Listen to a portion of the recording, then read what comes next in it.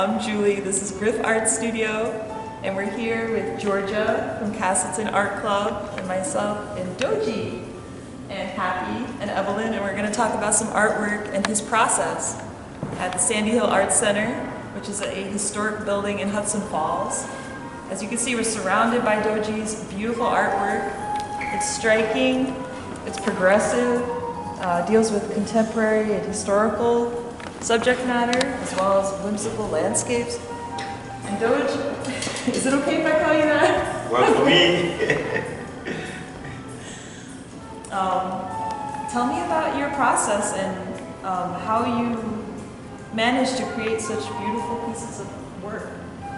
Thank you so much for having me. It's truly my pleasure. I want to seize this opportunity to thank my good friends, Kendall in the back and John, because they allowed me the opportunity to sit up here today and be able to talk to you. And thank you for reaching out to me.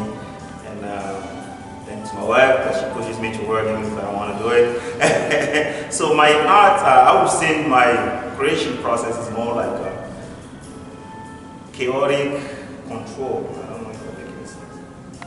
You know, like it's kind of like making music where you make a lot of noises and some of them come out good.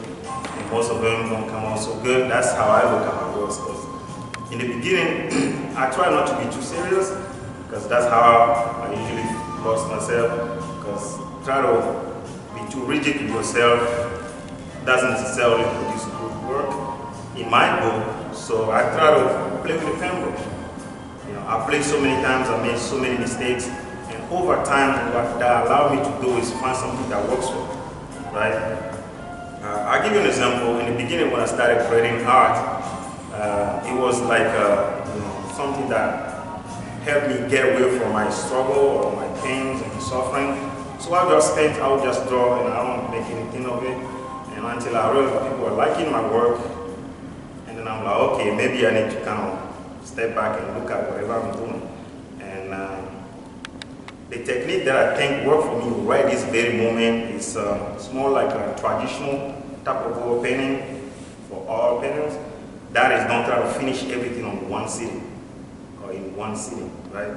So I give my works time to progress. I will come, I will sketch, and I go, maybe halfway finished, maybe just a sketch on an empty canvas, and I'll go home. I'll go do whatever I need to do, go to work, have dinner, play soccer with my friends, and come back later the next day. Then I step back and look at it from a different view, and then add some more layers of things. So with that, I try to develop something that's unique to me, though I borrow from a lot of great artists in the past, and some modern artists also. I can relate to that. I do that too with paintings. I like to put them up and then walk away and just kind of look at them, and then I notice something's not right, and then I go back and I know what to do.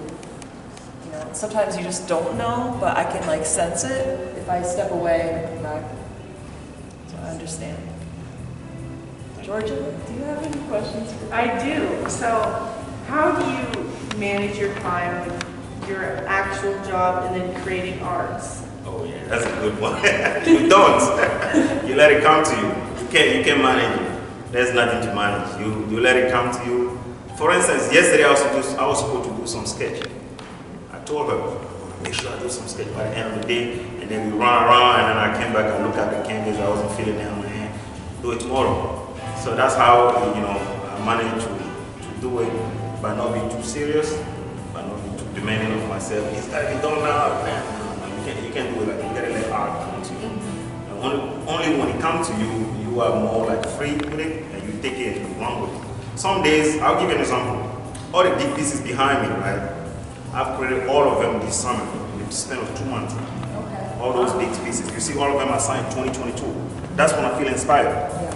And the inspiration came from a conversation I have with this wonderful lady. Okay, Miss Dr. Little, yes, Dr. Little.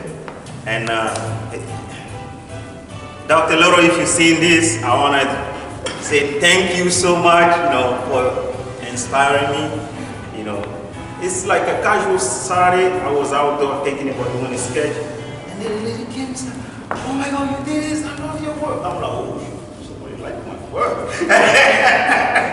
So So that's how it started, you know. And then she gave me some numbers to talk to some people. And before you know it, I feel like, I don't know, why energy drink give you a lot of like kick? That too, yeah. I was like, somebody shot me, you know. I feel wide awake, you know. I have a lot of ideas, you know, and I took it and I keep one. Because of that simple 15-minute conversation, I had planned for the next years or so. Usually, I have a project idea, you know. I will be like, okay, I'm gonna paint about great historical figure, or I'm gonna paint about animals, or I'm gonna paint about nature. So you have that idea that you want to develop. So, for instance, the first one that I thought about, paint great historical figures, because those people that are kind of like have a lot of respect for putting their life out there for great causes, right? So I want to do work to pay them tribute, even if I don't make a penny from it. It makes me feel fulfilled as an artist. That's how I look at it. Evelyn has a question. Evelyn? So, do you get the ideas for painting when you see things or when you don't see? Save or see? See things? Oh yeah, that's a good one. Alright, sometimes yes, sometimes no. The only work that I did from life was a portrait. The rest of them, I took a picture of it, or I go online and look up some reference and put idea and pieces together. One of my absolute favorite pieces that I worked, I was supposed to bring it up here today, but it's not complete. The reason why is because it was supposed to be a series. Eve in the garden, you know that piece. The reason why I didn't bring it because I was to finish Adam in the garden so that they can be next to each other. I struggled doing that piece. The reason why because I couldn't find anybody to pose for me as Eve. As Eve. I mean, obviously, you know, in the back in the days, Eve was, you know, in the garden, and I need to find me a mother, and no one was for me. So I kind of found myself, how do I create this from memory? Obviously, my experience as an artist, sketching people for so long kind of helped, and I went online for some detail, and in the end, I couldn't find anybody holding the apple or the fruit. So I guess some kid to pull for me holding the apple, which I think was fantastic. So to answer Evelyn's questions, yeah, sometimes I find somebody I can see and paint, and some other time I have to go look for it. Use your imagination. Yes. Yeah. Dodji, how did you learn how to paint? Yeah, that's it. I didn't know how to paint. It came to me. I got in trouble for it when I was in grade schools. I used to paint, drawing my sketch. Pretty much everything I can put my hand on. And that didn't get me so much trouble. The one that got me in so much trouble is painting on the walls. I hated it. Okay. They spanked me quite a bit for it. And every time I get upset, I notice myself instead of going out and making a scene out of myself. I paint and I draw, usually smaller scale. And then, I realize that people are starting to like my work, and I like when somebody like it.